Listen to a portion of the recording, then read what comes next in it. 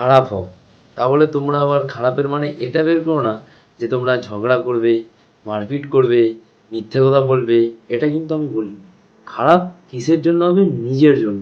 তার কারণ লাইফে তুমি যখন একটা স্ট্রাগল করবে না, তো পাশের বাড়ির মানুষ কিন্তু জানে না তুমি একটা স্ট্রাগল করছো। বাট পাশের বাড়ির মানুষ হয়তো বলতে পারে যে এদের ছেলেটা এত দেরি করে ঘুম থেকে ওঠে, এদের মেয়েটা এত দেরি করে ঘুম থেকে ওঠে, বাট এরা ভালো না, এরা নিজের লাইফের প্রতি ফোকাস না। বাট তারা কিন্তু জানে না তুমি নিজের লাইফে একটা স্যাক্রিফাইস করে সারা রাত জেগে তুমি কাজ করছো। তাই বলবো, খারাপ হতে শেখো। আর সব থেকে ভালো কথা, একটা কথা আছে, এই কথাটা কি, জঙ্গলে দেখবে যে গাছটা সব থেকে সোজা না, সেই গাছটাই সবার আগে কাটা হয়। তার একটাই কারণ, যে মানুষের চোখে ওটাই পড়ে। তার জন্য বলবো, বাঁকা হতে শেখো।